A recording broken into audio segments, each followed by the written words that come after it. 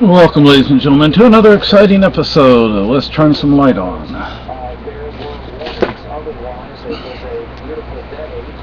So I want to talk about two or three things. First, to the people in Oklahoma City, our hearts go out to you. We are an awful long way away. Not really sure how we can help you. Here, the hospital, they got the hospital, they got the hardware stores. That's pretty bad. Those are like the places they need the most right now.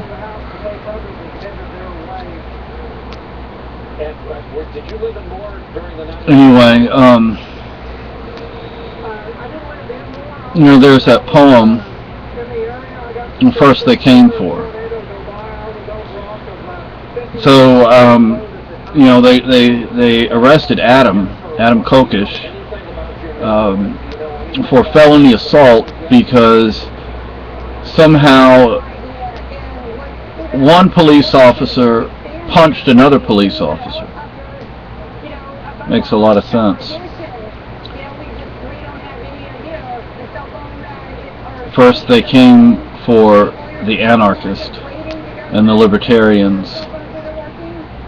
Eventually they're going to come for you too. The Obama administration has gone after their political opponents via the IRS. They've started new wars. We have indefinite detention with Bradley Manning, who told the truth. That's what he did.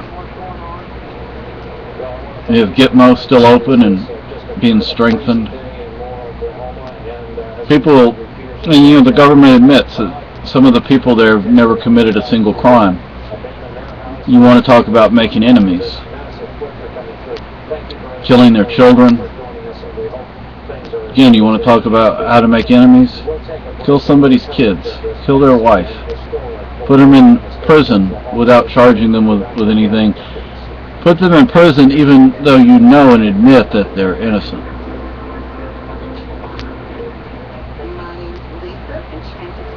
Anyway,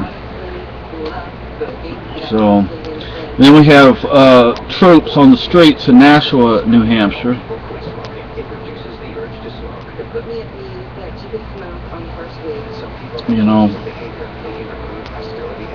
I hope we can get that ammo next month. I hope it's still available, because this may be our last chance to get it. If you watch the ads on the TV, the political ads, they're still trying to ban guns, and California is proposing a huge tax on ammunition.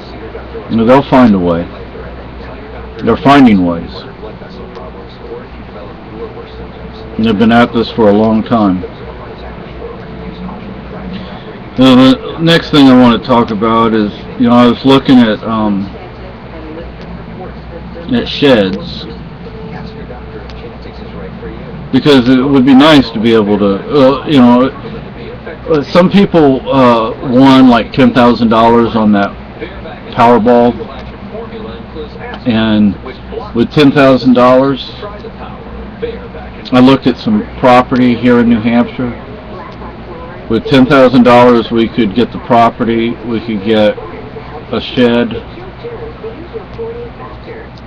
but then there are other things we'd have to be able to get that the $10,000 wouldn't cover, like solar panels, the batteries, and things like that. But at least it'd be a start, and we could do it over maybe a couple of years of getting it ready, and have to get a wood stove. But we'd want a shed that was pretty good size too. But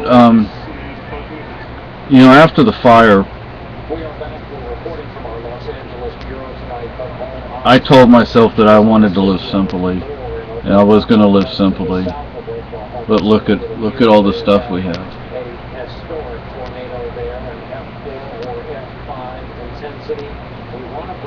I was always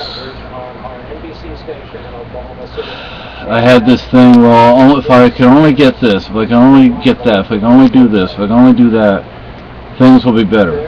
Things will be better. And I realized after the fire that you just have to accept life, and to live simply is the best way to live. We have a new neighbor who's renting from the same landlord that we rent from. And he's building a garden in the yard, and he introduced himself to me the other day, and we called. Well, they actually have a yard. Yeah.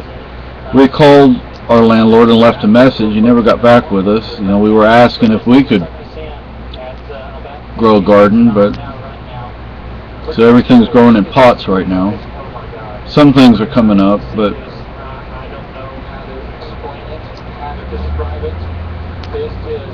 living simply is living deliberately. It's when I would go to Methodist Metropolitan Hospital, their rooms there, at least on the psych unit, they're small. There's one person per room, and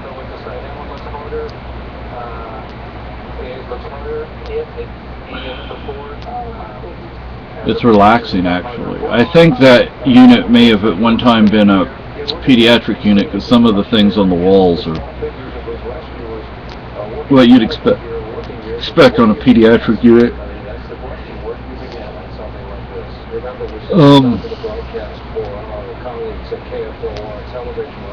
That last apartment I had in Texas, it was small. It was like 300 something square feet.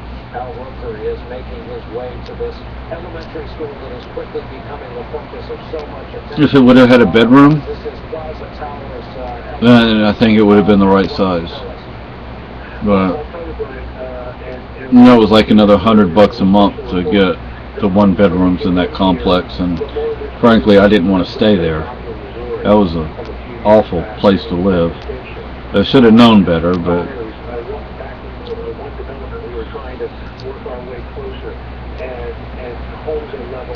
anyway. So I'm not living very simply or deliberately. We're alive. Yeah, but we have a lot of stuff. And what are we supposed to do? Get rid of everything? No. One issue we do have is the way the apartment is laid out, yeah. It does not have enough storage, definitely. No. But what storage we have is not practical to use. There's one or two apartments available down the street from us, but we don't have the money to move. And believe it or not, I'd like a soda water. We don't have any money to go get soda.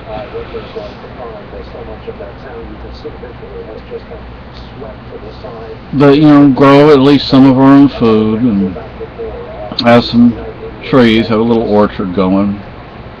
Maybe grow some grapes, have a little vineyard going. You don't need a lot of land to do this. Just have some chickens, so we have eggs. Maybe get some sort of critter, so my wife can have fiber to use. And get a spinning wheel and cards for carding wool or whatever. Well, if we get some goats, we can at least milk them. And we get females. Yeah.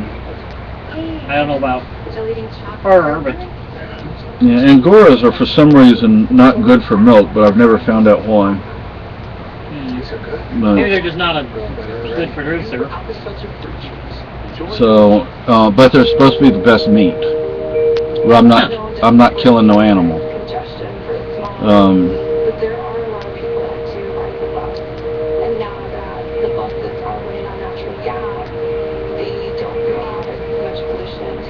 I mean, if we had a decent-sized shed, or even there's people who lived in here on School Street that have a two-floor, two-car garage. That would be like perfect, because I mean, it's huge, but we could have one floor to live on and another floor as a home gym, as an arts and crafts studio, and the study, you know, and all that kind of stuff. But and if we could get a shed, a decent sized shed, you know, we can. Part of the problem here is property taxes. Yeah. But I don't know if we could get a decent sized shed, and before we even did anything to it, we got in there and looked at it from every angle, inside and outside, top, bottom, front, back, you know, and really worked it through in our heads, sat there and drew things out on paper. And then we could decide what we need to keep, what we need to get rid of, what we need to, like, exchange one item for another item. I mean, one thing that would save space is if we got a flat screen TV. This TV is like 2 feet deep. And heavy. And heavy, yeah. And old. It costs the same. Yeah. So, anyway. Also, if anybody ever hears of a love seat somebody's giving away, let us know. Bye.